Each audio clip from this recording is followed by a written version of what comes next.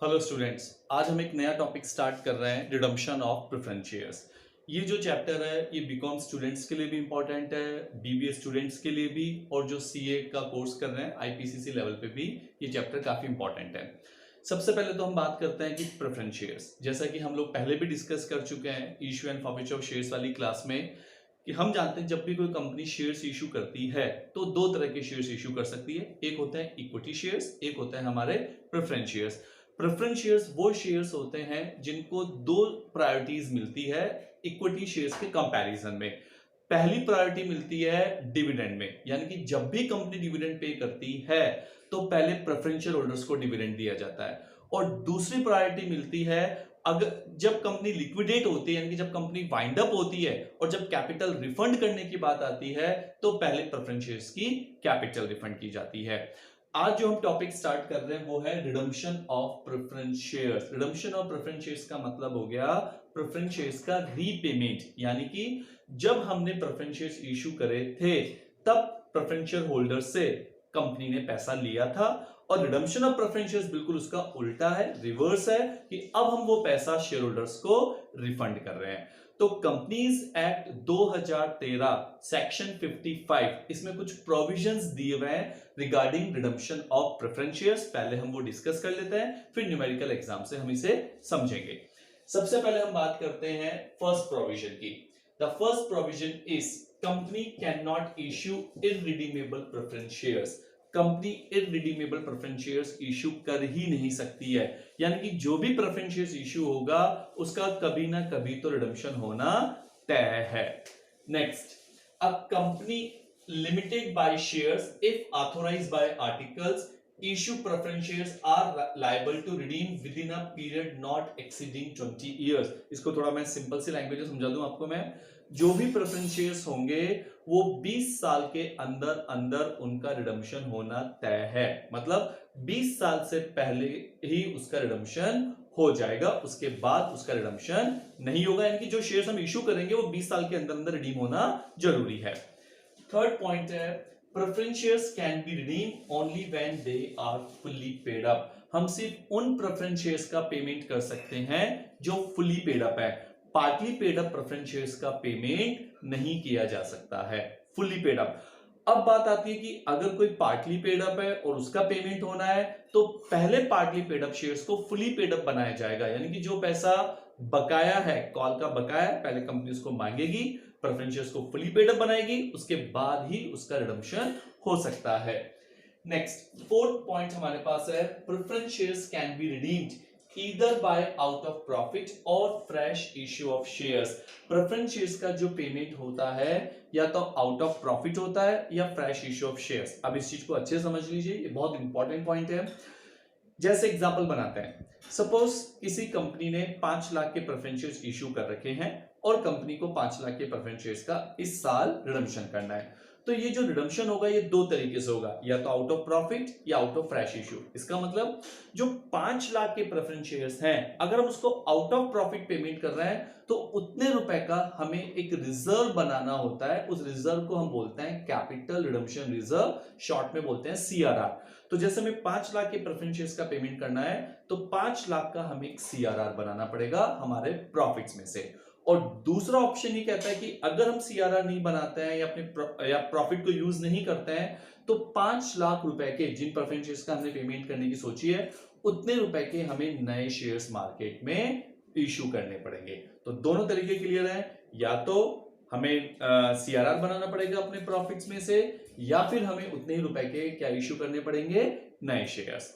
Next point आ रहा है fifth point, when preference shares are redeemed out of profits a sum equal to nominal value of preference shares to be redeemed is to be transferred to capital redemption reserve। इस point को वैसे मैं यहाँ पे explain कर चुका हूं, फिर भी दोबारा समझ लीजिए कि अगर प्रेफरेंस शेयर्स का पेमेंट आउट ऑफ प्रॉफिट होता है तो जितने रुपए का हम पेमेंट कर रहे हैं फेस वैल्यू के जितने फेस वैल्यू के प्रेफरेंस शेयर्स का हम पेमेंट कर रहे हैं उतने रुपए का हमें एक सीआरआर बनाना होता है हमें हमारे प्रॉफिट्स में से। नेक्स्ट पॉइंट है सिक्स पॉइंट है CRR is created only from those profits which are available for dividend। अभी हमने बोला कि अगर हम आउट ऑफ प्रॉफिट पेमेंट करते हैं तो हमें CRR बनाना होता है, और ये जो सीआरआर बनाया जाता है, ये सिर्फ उन प्रॉफिट्स में से बनाया जाता है जो प्रॉफिट्स डिविडेंड के डिस्ट्रीब्यूशन के लिए अवेलेबल है। दूसरी लैंग्वेज में हम कह सकते हैं CRR can be created only from revenue profits. CRR सिर्फ रेवेन्यू प्रॉफिट से बनाया जा सकता है, कैपिटल प्रॉफिट से सीआरआर नहीं बनाया जा सकता है। यहां पे मैंने कुछ एग्जांपल्स भी दिए हैं, एक बार उनको भी समझ लीजिए। Number 1, surplus in statement of P and L, यानी कि अपना जो प्रॉफिट एंड लॉस अकाउंट है या जो भी statement of P and L है उसमें जितना बैलेंस बचा हुआ है, यानी कि बैलेंस शीट में जो बैलेंस बता रहा है पी एंड एल, उस बैलेंस को हम सीआरआर क्रिएट करने में काम में ले सकते हैं। नंबर 2 हमने लिखा है जनरल रिजर्व। जनरल रिजर्व को भी हम सीआरआर बनाने में काम में ले सकते हैं। नंबर 3 हमारे पास है रिजर्व फंड। नंबर 4 हमारे पास आ रहा है डिविडेंड इक्वलाइजेशन फंड। डिविडेंड को इक्वल डिस्ट्रीब्यूशन के लिए फंड बनाया जाता है और इस प्रॉफिट्स में से भी, इस फंड में से भी हम सीआरआर क्रिएट कर सकते हैं। नंबर 5 हमारे पास है डब्ल्यूसीएफ। डब्ल्यूसीएफ का मतलब है वर्कमैन कॉम्पनसेशन फंड। ये भी एक तरीके का रेवेन्यू प्रॉफिट है। ये प्रॉफिट भी डिविडेंड डिस्ट्रीब्यूशन के लिए अवेलेबल होता है और इस प्रॉफिट में से हम सीआरआर बना सकते हैं। नंबर 6 हमारे पास आ रहा है डिबेंचर रिडम्पशन फंड। डिबेंचर का पेमेंट करने के लिए हम एक फंड बनाते हैं जिसको हम बोलते हैं डिबेंचर रिडम्पशन फंड। ये प्रॉफिट भी सीआरआर बनाने के लिए काम में आ सकता है। और नेक्स्ट है इंश्योरेंस फंड। तो अगर हमने कोई इंश्योरेंस फंड बना रखा है तो उसमें से भी हम सीआरआर क्रिएट कर सकते हैं। तो ये सारे एग्जांपल हैं रेवेन्यू प्रॉफिट्स के जिसमें से हम सीआरआर क्रिएट कर सकते हैं। नेक्स्ट पॉइंट 7 पॉइंट हमारे पास आ रहा है security premium, share forfeiture, profits prior to incorporation and capital reserve. दोबारा सुन लीजिए। नंबर 1 हो गया सिक्योरिटी प्रीमियम, नंबर 2 हो गया शेयर फॉरफीचर, नंबर 3 हो गया profits prior to incorporation.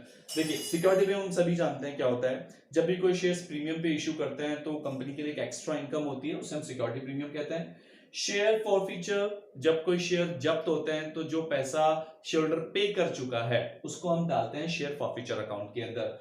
Profits prior to incorporation होता है कंपनी के इनकॉर्पोरेशन से पहले, कंपनी के रजिस्ट्रेशन से पहले जो मुनाफा कमा लिया गया है उसको बोलते हैं प्रॉफिट्स प्रायर टू इनकॉर्पोरेशन। और फोर्थ है कैपिटल रिजर्व। ये जो चारों एग्जांपल मैंने यहां पे लिखे हैं, इन चारों एग्जांपल्स का मतलब है these profits are not available for dividend.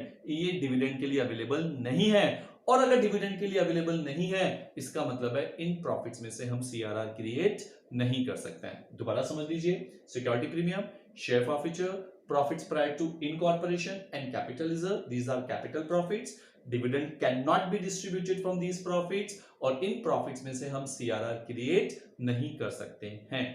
And next point है 8 पॉइंट हमारे पास है if preference shares are redeemable at premium then such premium must be provided out of capital profit. थोड़ा ध्यान से समझ लीजिए, थोड़ा क्लियर नहीं लिखा हुआ है ये। कैपिटल प्रॉफिट और रेवेन्यू प्रॉफिट, मैं इसको तो हाईलाइट कर रहा हूं। तो अगर हमें प्रेफरेंस शेयर्स का पेमेंट प्रीमियम पे करना है, उस प्रीमियम को हमें राइट ऑफ करना होता है या उसको कवर अप करना होता है। और वो कवर अप हम करेंगे या तो हमारे कैपिटल प्रॉफिट में से या हम कवर अप करेंगे रेवेन्यू प्रॉफिट में से। देखिए डिफरेंस समझ लीजिए, सीआरआर क्रिएट होता है सिर्फ रेवेन्यू प्रॉफिट में से जो डिविडेंड के लिए अवेलेबल होता है उन प्रॉफिट्स में से, और ये एग्जांपल थे general reserve, P and L. और जो हमारे कैपिटल प्रॉफिट्स होते हैं उसमें से हम सीआरआर नहीं बनाते हैं। लेकिन जब प्रेफरेंस शेयर्स का पेमेंट अगर प्रीमियम पे हो रहा है तो उस प्रीमियम को राइट ऑफ करने के लिए हम कैपिटल प्रॉफिट्स भी काम में ले सकते हैं और रेवेन्यू प्रॉफिट्स भी काम में ले सकते हैं। अब इन सब चीजों को हम एक एग्जांपल से समझने की कोशिश करते हैं। ये हमने यहाँ पे एक क्वेश्चन लिखा है और यहाँ पे उसका ये सॉल्यूशन है।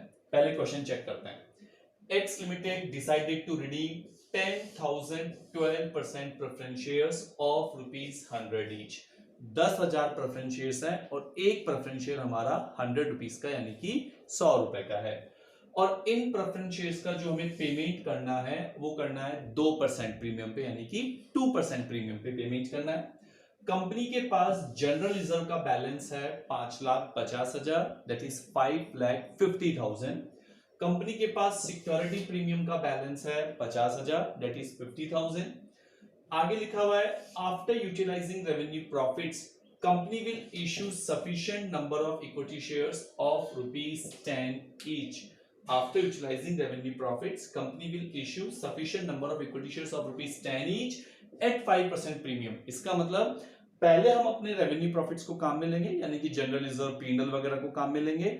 उसके बाद हमें रिक्वायरमेंट होती है तो हम नए शेयर्स इश्यू करेंगे। जैसा कि मैंने भी आपको थोड़ी देर पहले बताया था, कंपनी या तो आउट ऑफ प्रॉफिट पेमेंट करती है या फ्रेश इश्यू करके करती है, या दोनों का मिक्सचर भी हो सकता है। तो इस क्वेश्चन में कंपनी क्या करेगी, पहले जनरल रिजर्व को यूज करेगी और फिर उसके बाद अगर रिक्वायरमेंट हुई तो कंपनी नए शेयर्स इश्यू करेगी। तो ये हमारे पास क्वेश्चन है। अब हम स्टार्ट करते हैं एंट्रीज के साथ। सबसे फर्स्ट एंट्री हमारी हो जाएगी 12% preference share capital account debit, और ये अमाउंट हो जाएगा 10,000 मल्टीप्लाई बाय 100। 10,000 शेयर है, 100 रुपए का एक है, और ये अमाउंट हो गया 10 लाख रुपए। अब इसका लॉजिक समझते हैं कि हमने प्रेफरेंस शेयर कैपिटल को डेबिट क्यों करा। मैं कई बार ये चीज बताता हूं, असेट्स का बैलेंस डेबिट होता है, लाइबिलिटी का बैलेंस क्रेडिट होता है, और कैपिटल हमारी लाइबिलिटी है, preference share capital is a liability. तो लाइबिलिटी का बैलेंस क्रेडिट होना चाहिए, लेकिन हम लाइबिलिटी का पेमेंट कर रहे हैं, उसका रिडम्पशन कर रहे हैं। तो अगर लाइबिलिटी हम कम कर रहे हैं तो हम क्रेडिट नहीं करेंगे, फिर उसको रिवर्स कर देंगे। तो लाइबिलिटी को अगर हम कम करते हैं तो हम उसको डेबिट कर देंगे, इसलिए हमने प्रेफरेंशियल कैपिटल अकाउंट को डेबिट कराया। ये जो 10 लाख रुपए की प्रेफरेंस शेयर्स कैपिटल है, इसका पेमेंट 2% प्रीमियम पे होगा। अगर हम 10 लाख का 2% निकालते हैं तो ये फिगर आता है 20,000 रुपीज, यानी कि 20,000 रुपए। अब ये जो 20,000 आया, इसको हम लिखेंगे premium on redemption account debit. पूरा डिटेल से लिख सकते हैं, premium on redemption of preference shares account debit. अब इसे डेबिट क्यों करा, क्योंकि इट्स अ लॉस, कि कंपनी को 10 लाख की जगह 10,20,000 देना पड़ेगा, तो इट्स अ लॉस। और एक रूल हम जानते हैं कि एक्सपेंसेस डेबिट होते हैं और इनकम क्रेडिट होती है। तो ये हमारा एक्सपेंसेस मान लीजिए या लॉस मान लीजिए, इसलिए हमें इसको डेबिट करा है। और हमने ये सारा अमाउंट क्रेडिट कर दिया है प्रेफरेंशियल होल्डर्स अकाउंट के अंदर, क्योंकि ये पैसा हमें किसको चुकाना है, प्रेफरेंशियल होल्डर्स को चुकाना है। यानी कि हमने एक लाइबिलिटी जनरेट कर दी है, और लाइबिलिटीज हम जानते हैं अगर जनरेट होती है, बढ़ती है, तो हम उसे क्रेडिट करते हैं। तो प्रेफरेंशियल होल्डर्स को हमने क्रेडिट कर दिया 10,20,000 से। अब आते हैं, ये जो प्रीमियम हमने डेबिट करा था, अभी थोड़ी देर पहले मैंने बोला था कि हमें इसको राइट ऑफ करना जरूरी होता है। अब राइट ऑफ या तो हम कैपिटल प्रॉफिट से कर सकते हैं या रेवेन्यू प्रॉफिट से, और हमारी कोशिश ये रहती है कि पहले हम कैपिटल प्रॉफिट से करें और उसमें भी सिक्योरिटी प्रीमियम को पहले यूज कर लें। तो जो 20,000 का हमने प्रीमियम दिया है, इसको हम कवर करेंगे, राइट ऑफ करेंगे। इसके लिए हमारे पास सफिशिएंट सिक्योरिटी प्रीमियम है। कितना, देखो आप, 50,000 रुपए का सफिशिएंट सिक्योरिटी प्रीमियम है, और हमें राइट ऑफ करना है सिर्फ कितना, 20,000। हमने सिक्योरिटी प्रीमियम अकाउंट को डेबिट कर दिया और इस प्रीमियम और रिडम्पशन अकाउंट को हमने क्रेडिट कर दिया। अब इस एंट्री का लॉजिक समझते हैं। सिक्योरिटी प्रीमियम हमारी इनकम होती है, और इनकम होती है वो अलग बात है, इसे हम बैलेंस शीट के लायबिलिटी में दिखाते हैं, बट ये हमारी इनकम होती है और उसमें से हम पैसा निकाल रहे हैं। तो इनकम को अगर कम करना है तो हम उसको डेबिट कर देंगे, इसलिए हमने सिक्योरिटी प्रीमियम अकाउंट को डेबिट करा। ये जो लॉस हमने डेबिट करा था ऊपर, अब इस लॉस को राइट ऑफ कर रहे हैं, खत्म कर रहे हैं। तो खत्म कर रहे हैं तो हम इसे क्या कर देंगे, अब क्रेडिट कर देंगे, इसलिए हमने प्रीमियम और रिडम्पशन अकाउंट को यहाँ पे क्रेडिट करा है। नेक्स्ट हम आगे चलते हैं। हमें यहाँ पे अब हमें मेन जो चीज हमारी कि जो हमने 10 लाख के प्रेफरेंस शेयर्स का पेमेंट करा है, इसके लिए क्वेश्चन में बोला है कि पहले आप अपने रेवेन्यू प्रॉफिट्स को यूज कीजिए, अगर रेवेन्यू प्रॉफिट्स कम पड़ते हैं तो फिर नए शेयर्स इश्यू कीजिए। हमारे पास इस क्वेश्चन में जो रेवेन्यू प्रॉफिट है वो है 5,50,000, 5,50,000, और अभी भी हमारे पास कम पड़ रहा है 4,50,000। दोबारा समझ लीजिए, हमारी प्रेफरेंशियल कैपिटल जो हम कम कर रहे हैं, जिसका हम पेमेंट कर रहे हैं, उसकी फेस वैल्यू है 10 lakh.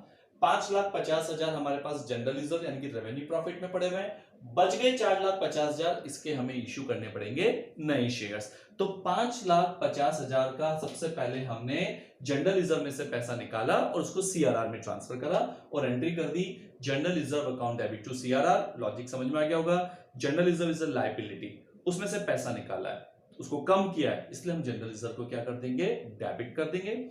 CRR capital redemption reserve, एक नया रिजर्व बना रहे हैं, तो रिजर्व इज अ लायबिलिटी, एक नया रिजर्व बना रहा है तो लायबिलिटी को क्रेडिट करेंगे। यानी कि एक रिजर्व में से पैसा निकाला जा रहा है और दूसरे रिजर्व में पैसा ट्रांसफर किया जा रहा है। तो जनरल रिजर्व टू सीआरआर हो गया 5,50,000, क्योंकि मैक्सिमम इतना ही पैसा है और हमने सीआरआर में डाल दिया। अब हमारे पास शॉर्ट पड़ रहा अमाउंट 4,50,000। 4,50,000 रुपए की फेस वैल्यू के हम नए शेयर्स इश्यू करेंगे। एंट्री हो जाएगी bank account debit to equity share capital to security premium. Equity share capital के सामने ये आ जाएगा जितना अमाउंट अपना शॉर्ट पड़ रहा था 4,50,000, और ये हम इश्यू कर रहे हैं 5% प्रीमियम पे। अगर 4,50,000 का 5% निकालते हैं कि 5% कैलकुलेट करते हैं तो ये आता है 22,500 यानी कि 22,500, और बैंक में अमाउंट आ जाएगा 472,500। पर देखिए कंफ्यूज मत होइएगा, वापस समझ लीजिए 10 लाख की फेस वैल्यू के हमने प्रेफरेंस शेयर्स रिडीम करा है, 5,50,000 का हमने सीआरआर बना दिया, अब अमाउंट शॉर्ट पड़ रहा है 4,50,000 का, तो जो नए शेयर्स हम इश्यू करेंगे तो शेयर कैपिटल के सामने लिखा जाएगा 4,50,000, ना कि बैंक के सामने लिखा जाएगा। तो इक्विटी शेयर कैपिटल के सामने आ गया 450, 5% प्रीमियम हो गया, प्रीमियम हमारी इनकम है, इनकम हमेशा क्रेडिट होती है, और बैंक में लिख दिया हमने 472,500। तो जो सेक्शन 54 की जो रिक्वायरमेंट थी कि आउट ऑफ प्रॉफिट या आउट ऑफ फ्रेश इशू, वो हमने पूरी कर दिया है। प्रीमियम को राइट ऑफ करना वो भी हम कर चुके हैं। अब हम आराम से प्रेफरेंस शेयर होल्डर्स का पेमेंट कर सकते हैं। तो जो हमने एक लायबिलिटी जनरेट करी थी, लायबिलिटी खड़ी हुई थी, उसका हमने पेमेंट कर दिया है। एंट्री हो जाएगी preference share holder account debit to bank. Preference share holder को हमने यहाँ पे क्रेडिट करा था, अब यहाँ पे डेबिट कर दिया क्योंकि लायबिलिटी का पेमेंट हो गया है। टू बैंक पैसा जा रहा है, एसेट कम हो रही है, और पेमेंट हो जाएगा पूरा 10,20,000। तो स्टूडेंट्स, इस लेक्चर के अंदर हमने पहले सेक्शन 55 के प्रोविजंस देखे कि प्रेफरेंस शेयर्स का पेमेंट करने से पहले हमें किन किन बातों को ध्यान रखना जरूरी होता है। फिर एक न्यूमेरिकल एग्जांपल से उन कॉन्सेप्ट्स को हमने समझा। I hope you will like the lecture. Thank you very much.